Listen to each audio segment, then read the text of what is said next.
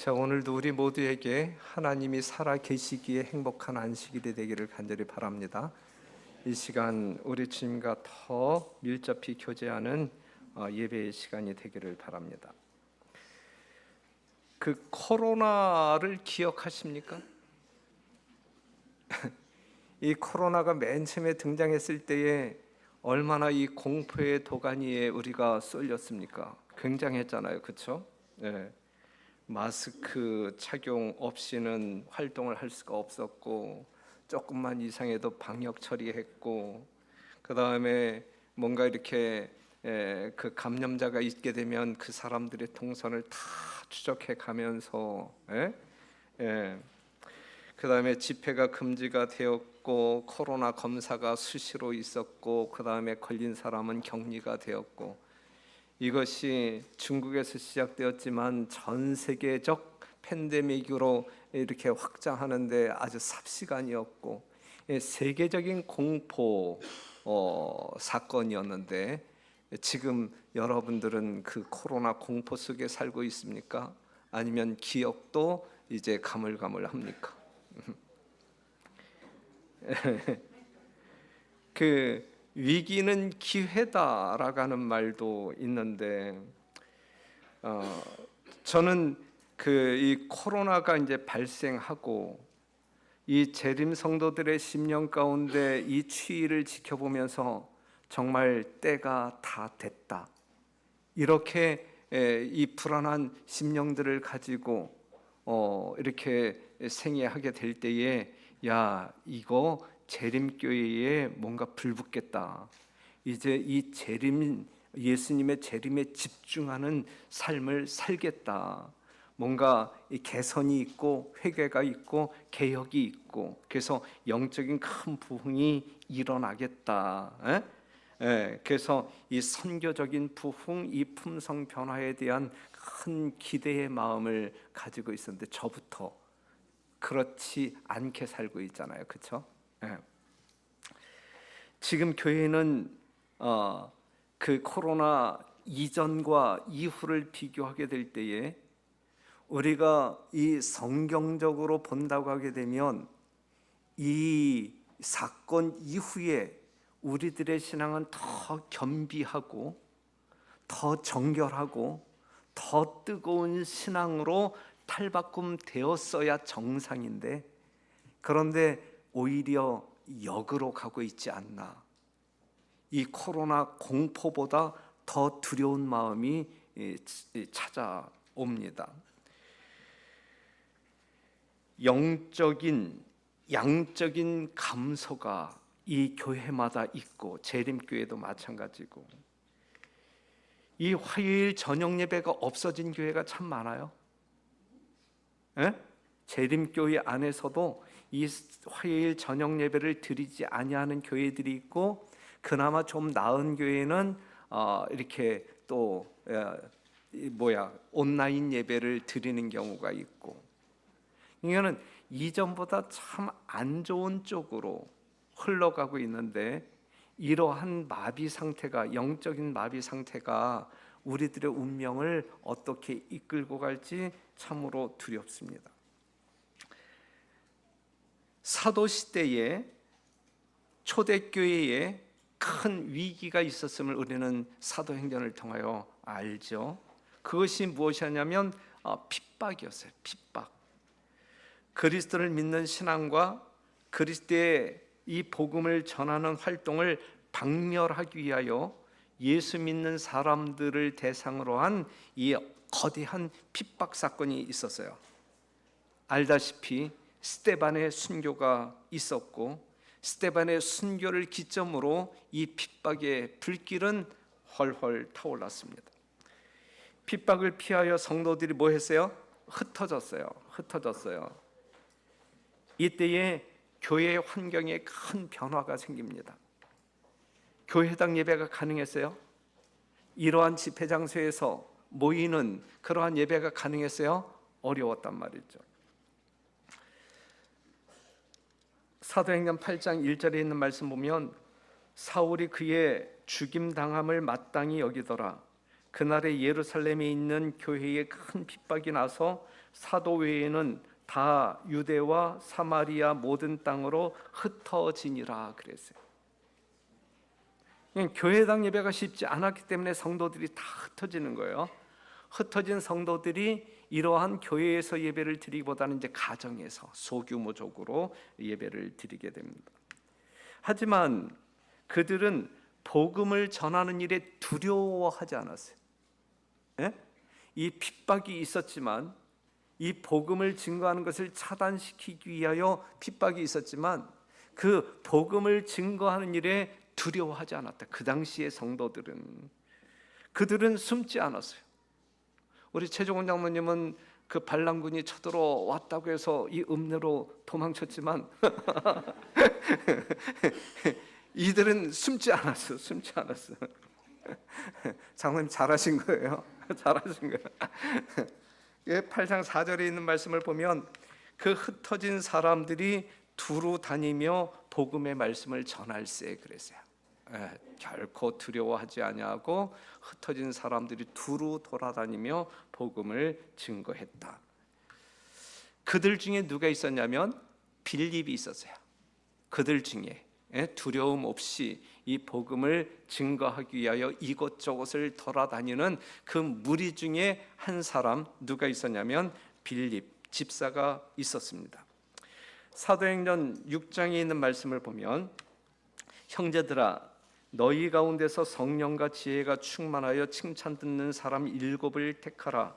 우리가 이 일을 저희에게 맡기고 우리는 기도하는 것과 말씀 전하는 것을 전무하리라 하니, 온 무리가 이 말을 기뻐하여 믿음과 성령이 충만한 사람 스데반과 또 빌립과 다른 7명의 집사들이 이제 선출되어지는 장면이 나오죠.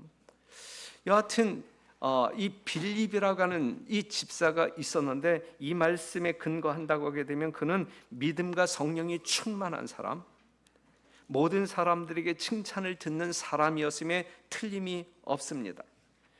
그래서 이 스데반의 순교로 말미암아 이 빌립 집사가 이제 흩어졌어요. 그는 어디로 이제 가게 되었냐면 사마리아 땅으로 들어갑니다. 사마리아 땅.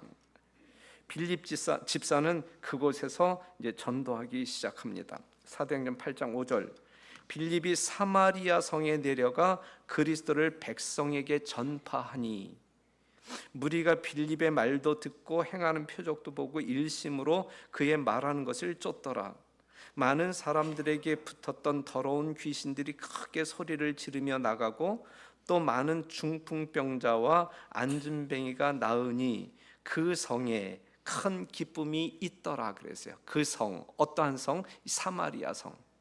빌립이 전도했던 그 사마리아 성에 이러한 일들이 일어남으로 말미암아 온 성에 살고 있는 모든 사람들이 큰 기쁨에 빠졌다라고 이야기하고 있거든요. 여하튼 말씀이 누구를 통하여 전파되었어요? 빌립을 통하여 말씀이 전파되었고, 하나님의 능력이 그의 삶 가운데 표적으로 나타났고, 정신병자, 중풍병자, 안진뱅이들이 다 고침을 받았고, 백성들은 예수님을, 이 성령적 가르침을 받은 백성들은 예수님을 개인의 구주로 영접했어요. 이 사마리아에서 이 빌립의 선교는 성공했어요, 실패했어요? 큰 성공을 거두었다. 사도행전 1장 8절 보면, 오직 성령이 너희에게 임하시면 너희가 권능을 받고 예루살렘과 온 유대와 사마리아와 땅끝까지 이르러 내 증인이 되리라 그랬잖아요. 자, 예루살렘의 영역을 벗어나서 유대의 영역을 벗어나서 지금 어디에서 지금 복음이 증거되고 있는 거예요? 사마리아 땅에서 복음이 증거되고 있는 거예요. 누구를 통하여?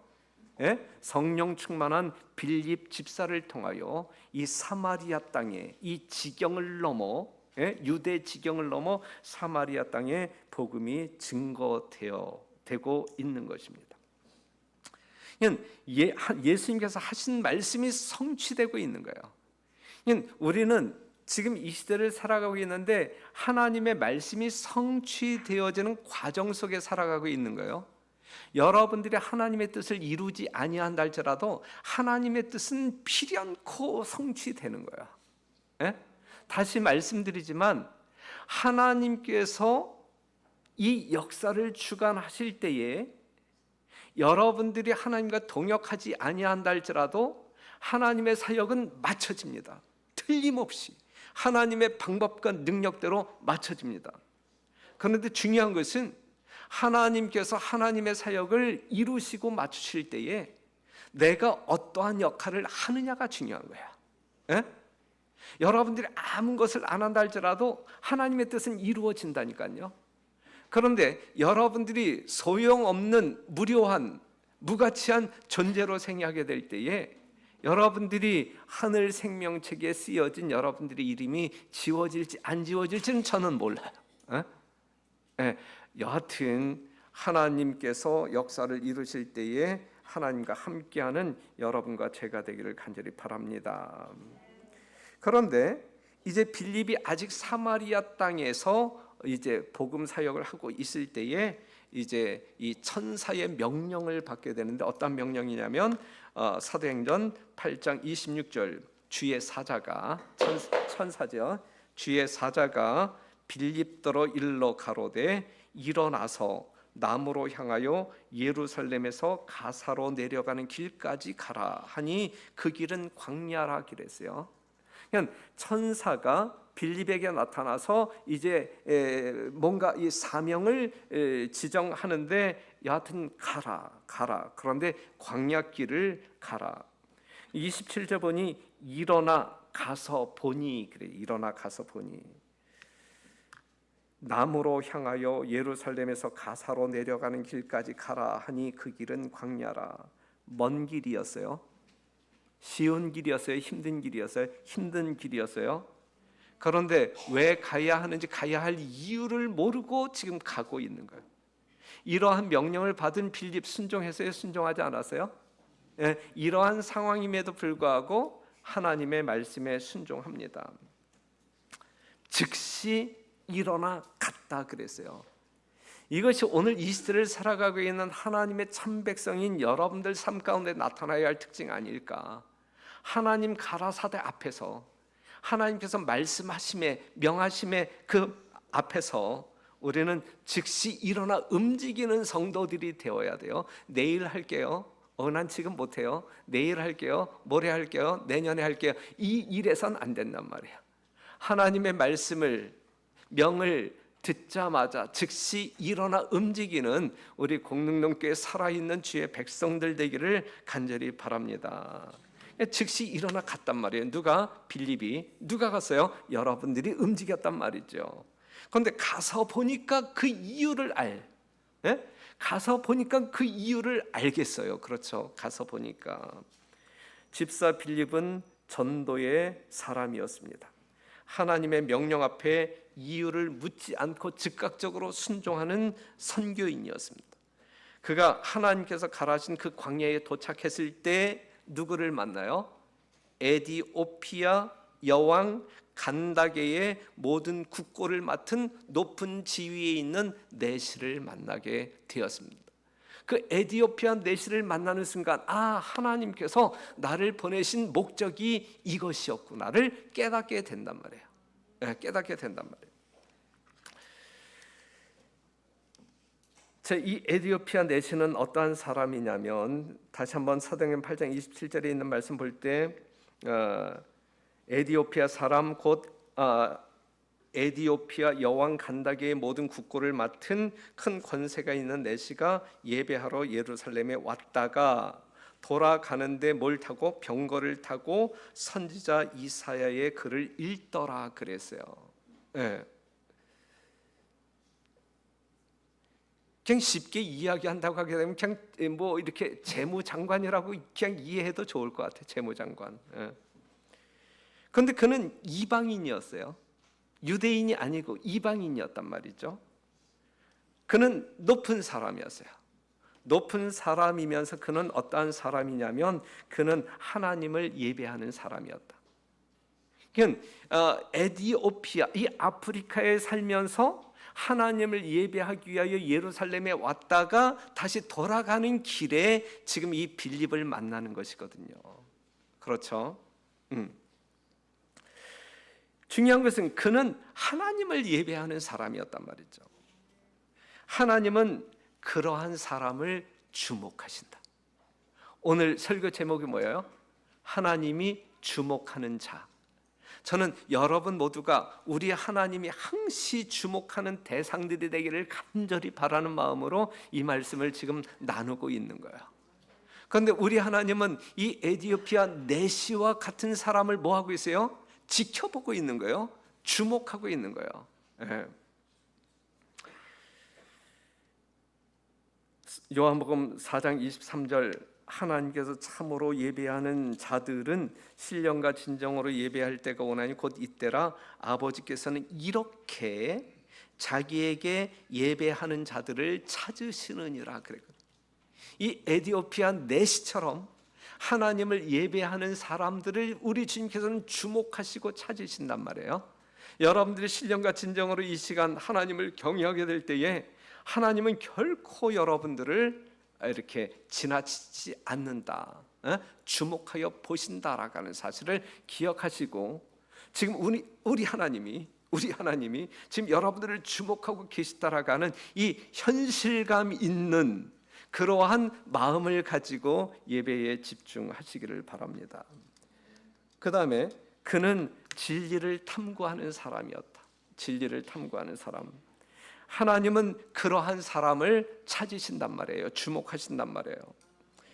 베드로를 고넬료에게 보내신 이유는 고넬료가 진리를 탐구하는 자였기 때문에, 빌립을 이 광야로 보내어 이 에디오피아 내시를 만나게 한 것은 이 에디오피아 내시가 뭘 탐구하는 사람이었기 때문에, 진리를 탐구하는 사람이었기 때문에, 그가 하나님을 예배하는 사람이지만 여전히 하나님의 말씀을 통하여 깨달아야 할 수많은 보화들이 있기 때문에 진리를 계속적으로 탐구하고 있단 말이에요. 여러분들이 예수님을 영접함으로 말미암아 하나님의 자녀 되었고 남은 백성 되었고, 하지만 우리는 여전히 탐구해야 할 수많은 지식의 보고가 있단 말이죠. 매일같이 성경을 탐구해야 한단 말이죠. 이러한 성경을 탐구하는 사람들, 진리를 추구하고 찾고자 하는 사람들을 우리 주님은 뭐 하신다? 주목하신다. 뭐 하기 위하여? 깨닫게 하기 위하여, 더 크게 사랑하기 위하여 주목하신다라고 하는 사실. 그래서 하나님의 천사들은 이 빛을 찾는 사람을 수행하고 있었고, 하나님의 말씀을 탐구하는 사람을 우리 하나님은 외면하지 않는다니까요. 주목하고 계신다니까요. 천사들이 그들과 함께 수행하고 있다. 그는 구주께 인도되었다. 성령의 봉사를 통하여 주님은 그를 빛으로 인도할 수 있는 사람과 접촉하게 하였다 그랬어요. 자, 이 말씀을 보게 되면 하나님의 천사가 등장하지요, 예수님이 등장하지요, 성령이 등장하지요. 그 다음에 이 성령의 사역을 대신할 빌립이, 그냥 온 우주가 그 한 사람을 구원하기 위하여 협력하고 있음을 보여주고 있어요. 여러분들을 생명의 길로 인도하기 위하여, 하나님의 보좌로 이끌기 위하여, 천국으로 이끌기 위하여 온 하늘이 활동하고 있다라고 하는 사실, 하나님이 활동하고 있고 천사가 활동하고 있고, 성령이 활동하고 있고, 또한 성령에 사로잡힌 사람들이 여러분들을 구원하기 위하여 활동하고 있다라고 하는 사실인데, 우리는 그러한 어떤 그 특혜를 받고 많은 사람이냐, 아니면 빌립과 같이 쓰임을 받아야 할 사람이냐, 이것입니다. 여하튼 이 에디오피아 내시는 진리를 탐구하는 사람, 정말 가는 길에 마차 타고 가면서 성경을 뭐하고 있어요? 통독하고 있었단 말이죠. 그가 탐구하고 있었던 주제가 무엇이었냐라고 이야기할 때 32절에 있는 말씀 보면, 읽는 성경 귀절은 이것이니 일렀을 때 저가 사지로 가는 양과 같이 끌리었고 털 깎는 자 앞에 있는 어린 양의 잠잠함 같이 그 입을 열지 아니하였도다. 낮을 때에 공변된 판단을 받지 못하였으니 누가 가히 그 세대를 말하리요. 그 생명이 땅에서 빼앗김이로다 하였거늘. 요 말씀을 읽고 있었어요. 요게 어떠한 말씀이냐면 이사야 53장 7절 8절에 있는 말씀이에요. 이사야 53장 7절 8절. 즉 에디오피아 내시가 이 병거에서 읽고 있었던 책은 이사야서를 읽고 있었는데, 특별히 요 성경절을 이해하지 못하고 넘어가지 못했어요. 이해가 안 되니까 다음 성경절로 넘어가지 못하고 있었어요. 그가 곤욕을 당하여 괴로울 때에도 그 입을 열지 아니하였으며 마치 도수장으로 끌려가는 어린 양과 털 깎는 자 앞에 잠잠한 양같이 그 입을 열지 아니하였도다. 온갖 고통이 경험되어짐에도 불구하고 정말 입을 열지 않는, 인내하는 이 존재가 누구냐 이거예요. 그가 곤욕과 신문을 당하고 끌려갔으니 그 세대 중에 누가 생각하기를 그가 산자의 땅에서 끊어짐은 마땅히 형벌받을 내 백성의 허물을 인함이라 하였으리요. 이것을 읽고 있었을 때에 빌립이 딱 묻기를, 야, 너 지금 이사야서 이 성경절 읽고 있는데 아느냐, 이게 무슨 뜻인지 아느냐, 깨닫느냐라고 물었어요. 그랬을 때에 이 내시가 뭐라고 대답하죠? 지도하는 사람이 없으니 어찌 깨달을 수 있느냐 그랬어요. 에? 지도하는 사람이 없으니 어찌 깨달을 수 있느냐. 전하는 사람이 있어야 돼요. 가르쳐주는 사람이 있어야 돼요. 그래서 그들이 깨닫고 구원받을 수 있는 거예요. 읽어도 무슨 뜻인지 모르고 신앙생활하는 사람들 많아요. 그렇죠? 예? 특별히 이 마지막 시대에 정말 모든 영혼들의 영원한 생사를 가늠하는 이 요한계시록 14장에 나와 있는 이 마지막 기별, 자비의 기별, 세천세의 기별, 영원한 복음, 누군가가 읽어주고 깨우쳐 주어야 되는데 허다한 사람들이 이 기별을 듣지도 못하고 깨닫지도 못함으로 말미암아 사망 중에 그냥 살아가고 있는 것이거든요. 어두움 속에서 빛을 발견하지 못하고 그냥 죽어가고 있는 것이거든요. 그들에게 빛이 무엇인지 보여주어야 되고 그들에게 생명의 진리가 무엇인지 읽어주고 깨우쳐주는 사람이 있어야 된단 말이에요. 이 에디오피아, 이 간다게의 내시가 읽어도 무슨 뜻인지 모르는 거예요. 야, 가르쳐주는 사람이 없는데 내가 어떻게 깨달을 수 있느냐, 이렇게 빌립에게 하소연하고 있는 거예요. 사랑하는 성도 여러분, 이렇게 진리의 말씀을 탐구하는 사람을 우리 하나님은 주목하신다.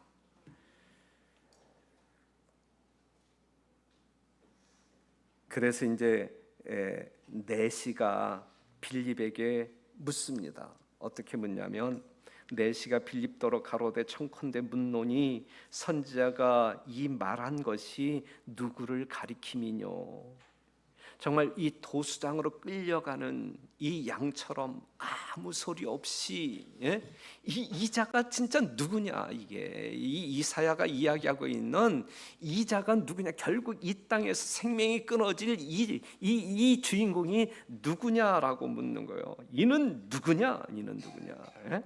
34절에 있는 말씀, 이 말한 것이 누구를 가리킴이냐, 자기를 가리킴이냐 아니면 타인을 가리킴이냐, 이는 누구냐, 도대체 이는 누구냐.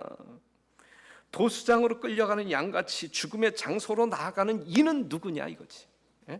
그 고통 속에 아무런 변호 없이 홀로 곤욕을 치르는 이 장본인은 누구냐라고 묻고 있는 거예요. 그렇게 묻는 내시에게 빌립은 뭐라고 이야기해요? 그는 예수다라고 이야기해요. 그는 예수다. 네가 읽고 있는, 네가 궁금해하는 그 자는 바로 너를 구원하기 위하여 이 땅에 오셔서 십자가에 죽으신 그 예수다라고 지금 이야기하고 있어요. 사도행전 8장 35절, 빌립이 입을 열어 이 글에서 시작하여 예수를 가르쳐 복음을 전하니 그랬어요. 예? 이 글에서 시작하여 이사야 53장 그가 읽었던 그 글에서 시작하여 이제 모든 성경을 다 동원해가지고 이분이 바로 예수님이야, 그것을 증거했단 말이죠. 마태복음 26장 39절 조금 나아가서 얼굴을 땅에 대시고 엎드려 기도하여 가라사대 내 아버지여 만일 할만하시거든 이 잔을 내게서 지나가게 하옵소서. 그러나 나의 원대로 마옵시고 아버지의 원대로 하옵소서.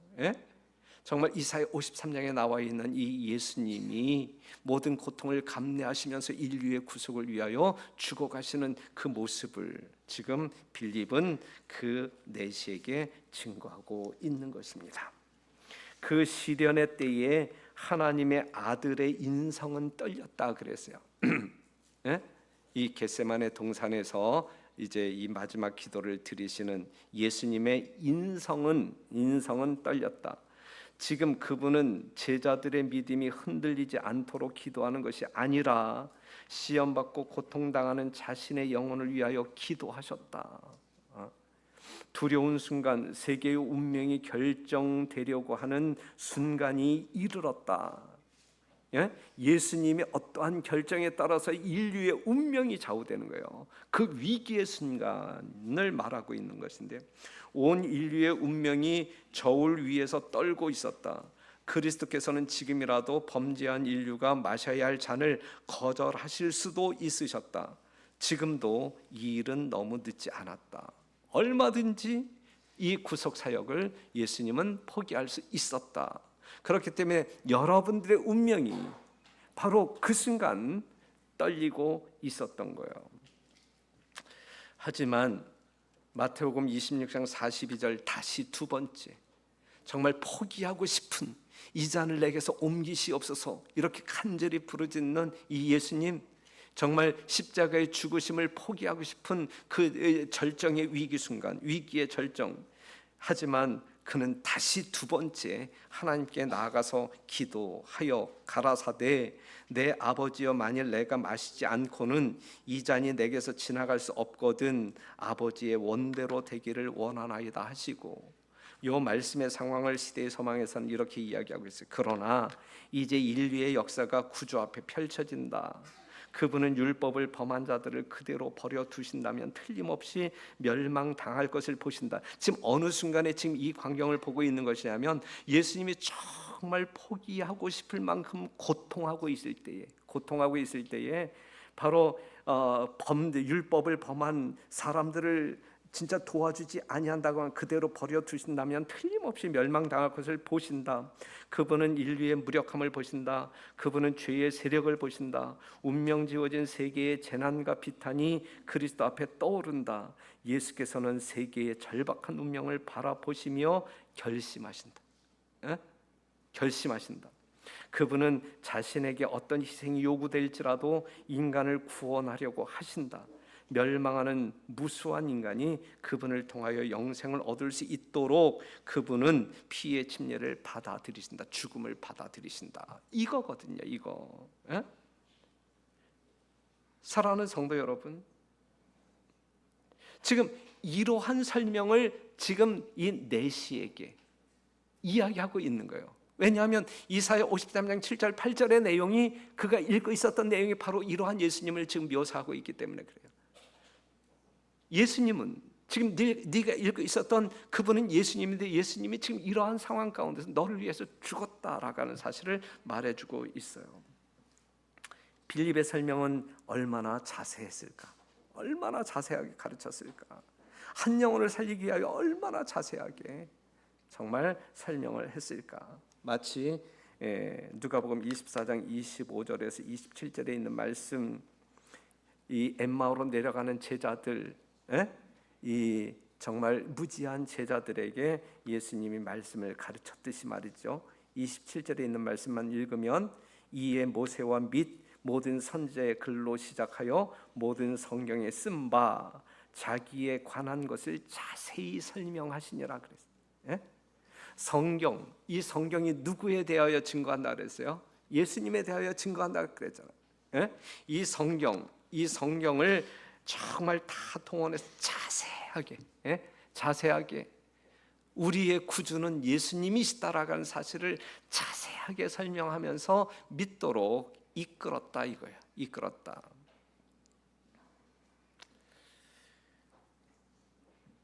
그랬을 때에 32절 저희가 서로 말하되 길에서 우리에게 말씀하시고 우리에게 성경을 풀어 주실 때에 우리 속에서 마음이 뜨겁지 아니하시더냐. 예수님이 어떠한 분인지 아는 사람들의 심령은 차가울 수가 없어요. 뜨거울 수밖에 없고, 예수님이 우리를 향한 예수님의 사랑이 어떠한지 아는 사람들이 이렇게 냉랭할 수는 없는 거예요. 정말 뜨거워서 견딜 수 없는 심령으로 움직일 수밖에 없는 존재들이 되는 것이거든요. 무활동으로 존재할 수 없는 것이거든요. 심장이 뜨거운 사람은 움직일 수밖에 없는 것이거든요.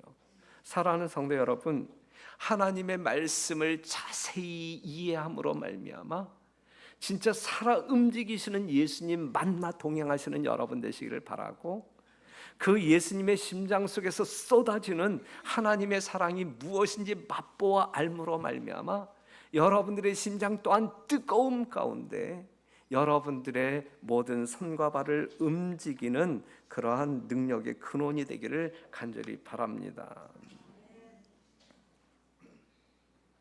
빌립은 즉각적으로 순종하는 사람, 결단력이 있는 사람이었어요.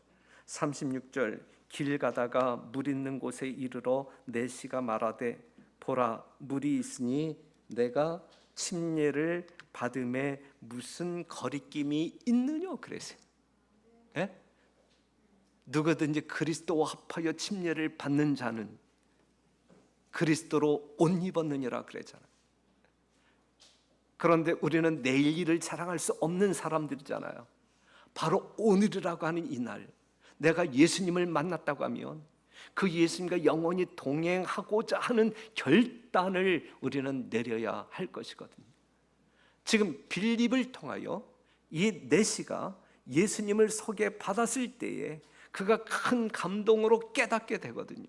이 예수님과 영원히 함께 살고 싶은 그러한 욕망으로 가득 채워지거든요.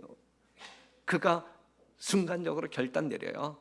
이거는 정말 충동에 의한 결단이 아니라 하나님의 말씀을 깨달은 이후 이성적인 분별력을 가지고 결단을 내린 거예요. 하지만 그 결단은 상당히 즉각적이었다라는 사실이죠. 내일로 미루는, 이런저런 이유 때문에, 핑계 때문에 내일로 미루는 그러한 결단이 아닌 바로 오늘 내리는 결단이었단 말이에요. 무슨 거리낌이 있느냐? 내가 침례를 받는데, 내가 예수 믿고 하나님의 자녀가 됐는데 무슨 방해물이 있느냐? 무슨 걸림돌이 있느냐? 무슨 거리낌이 있느냐? 그리고 하나님의 자녀가 되기로 결심했단 말이죠. 우리가 지난번 직원회 때에 그 침례자를 우리가 결의를 했는데, 우리 이유진 성도, 우리 안정환 사장님, 그 다음에 최병민, 그 다음에 이제 우리 그 어린이들 몇 명이, 이제 어린이들은 이제 그 장막부흥회 때 이제 침례식을 하는데 우리 어른 세 분들이 같이 같은 날 침례받기를 원해요. 그런데 그분 중에 그들 중에 한 사람이 이 장막부흥회에 참여할 수 없음으로 말미암아 이분들이 오늘 그 이제 한 걸음반에서 공부할 때에 우리는 같이 받기를 원하는데, 그래서 그냥 장막부흥에 가기 전에 우리는 받았으면 좋겠다. 그래서 우리 그 한 걸음반에서 그냥 만장일치로 결의해서 다음 안식일 날 침례식을 하기로 했어요. 정만덕 장로님, 선교장님 어디 계시죠? 좀 준비해 주시기를. 저들이 침례 받는 일에 무슨 거리낌이 있느냐?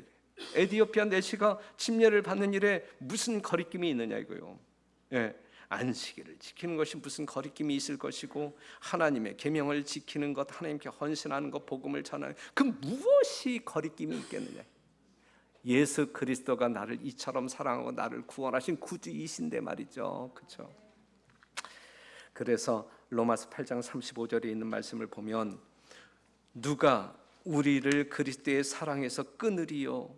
환난이나 곤고나 핍박이나 기근이나 적신이나 위험이나 칼이랴 그랬어요. 예. 우리 최종원 장로님이 뭐 죽음 개의치 않는다라고 말씀하고 있잖아, 그렇죠? 예? 오늘 간증을 통하여 여러분들이 많이 감동을 받았잖아요. 죽음이 하나님의 사랑과 우리 사이에 끊을 수 있는 그러한 것은 존재하지 않는다라고 하는 사실이죠.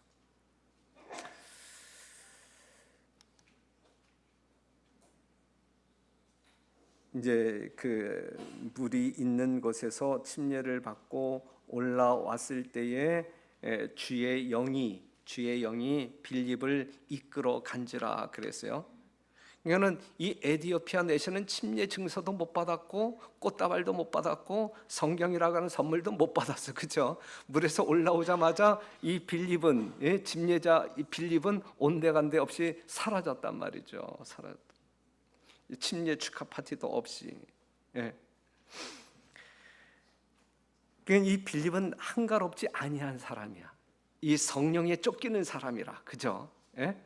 그가 그 지역을 떠나서 어디로 가냐면 빌립은 아소도에 나타나 여러 성을 지나다니며 복음을 전하고 가이사라에 이르니라 그랬어요. 아주 바쁜 사람이에요. 뭘로 바쁜 사람이에요? 돈 벌기에 바쁜 사람이에요? 아니잖아, 그렇죠? 복음을 증거하는 일에 너무너무 바쁜 사람이라. 진짜 이 침례받은 사람 진짜 따뜻하게 안아주고 이 축하 멘트라도 날리고 떠났으면 얼마나 좋아. 그런데 이것도 없이 그냥 떠나서 또 다른 곳에 가서 복음을 증거했단 말이죠. 그러면 성도 여러분, 이 침례받은 내시는 어디로 갔을까? 침례받은 내시는 어디로 갔을까? 침례를 준 빌립은 아소도를 지나 여러 성을 지나 이 가이사라까지 가서 이 복음을 계속적으로 전하는 이 축복의 통로가 되었는데 이 에디오피아 내시는 어디로 갔을까? 가던 길로 갔겠죠. 그 가던 길이 어디예요? 에디오피아 자기 나라로 갔겠죠. 그 나라가 오늘날 어디예요? 아프리카예요, 아프리카. 그렇죠? 아프리카. 그는 그곳에 가서 뭘 했을까? 뭘 했을까? 뭐 침례 받았다고 그냥 자랑만 했을까? 뭐 했을까? 그렇죠? 복음을 증거하는 일에 무슨 거리낌이 있겠느냐 하면서 이제 이 집 저 집 돌아다니면서 복음을 증거했겠죠. 했다라고 하는 기록이 성경 가운데 있어요, 없어요? 없잖아요, 그렇죠? 그런데 저는 했다라고 이야기하고 있잖아요. 제 말이 맞을 것 같아요, 틀릴 것 같아요? 맞을 거. 당연히 여러분들이라고 하면 안 그랬겠어요? 여러분들이라고 하면 김은선 씨 안 그랬을 것 같아? 그랬을 것 같아. 그랬을 것 같아. 난 이 목사는 정직한 말만 해. 그래서 자, 그곳에서 그는 무엇을 했을까? 뭘 했다고요? 복음을 빌립처럼 믿지 아니하는 사람들에게 복음을 증거하는 일에 아무 거리낌 없이 했단 말이죠. 땅 끝까지 복음이 증거되고 있는 현장이에요. 그렇죠? 예루살렘 넘어서 유대 넘어서 사마리아, 빌립이 사마리아 땅에 가서 복음을 증거하잖아요. 이 사마리아를 넘어서 이제 아프리카 땅 끝까지 이 복음이 증거되어짐으로 말미암아 하나님이 예언하신 바대로, 하나님의 뜻하신 바대로 세상 역사가 이루어지고 있었다라고 하는 사실. 그래서 빌립에게 전도를 받아 구원받은 이 에디오피아 내시도 하나님의 복음을 증거하는, 하나님의 참사랑을 증거하는, 하나님의 무한한 축복을 나누어주는 통로자가 되었다라고 하는 사실. 우리 하나님은 이러한 사람들을 주목하신다라고 하는 사실이죠. 여러분들이 이러한 참여자가 될 때에 우리 하나님은 여러분들을 주목하십니다. 교회에 핍박이 있었어요. 교회는 해산되고 성도들은 흩어졌어요. 이때에 이 교회는 망했는가? 결코 망하지 아니하고 영적으로 외적으로 큰 성장을 이루는 초대교회가 되었단 말이죠. 흩어진 성도들이 복음을 전하지 않았다면 교회는 망했을 거예요. 하지만 흩어진 성도들이 복음을 증거하면서 도망 다녔단 말이죠. 침례받은 자의 거리낌 없는 행동이 있었기에 교회는 계속 부흥할 수 있었다 이것입니다. 사랑하는 성도 여러분, 우리가 경험했던 코로나 사건은 보통 사건이 아닙니다. 실제적으로 이 세상 역사, 성경에 예언되어진 성경 역사를 보게 될 때 이건 예사롭지 아니한 사건입니다. 코로나 사건은 우리를 회개로 이끌기에 넉넉한 사건이었고 우리를 혁신으로 이끌기에 넉넉한 사건이었음에도 불구하고 우리는 그 자리 아니면 더 후퇴한 그러한 위치에 서 있는 이 현실이 진짜 코로나보다 훨씬 더 두려운 사건 중의 사건입니다. 예.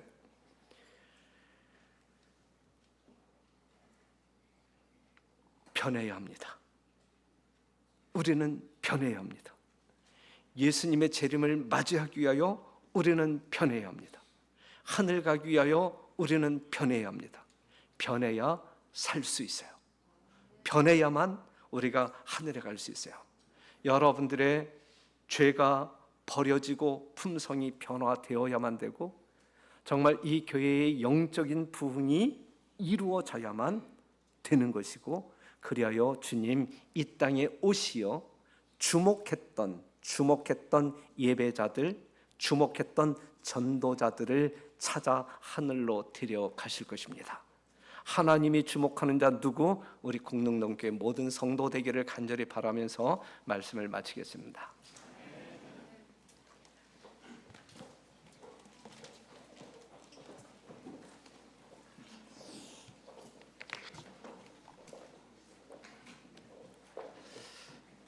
(6월 1일) 안식일 헌금에 관한 권면을 읽겠습니다.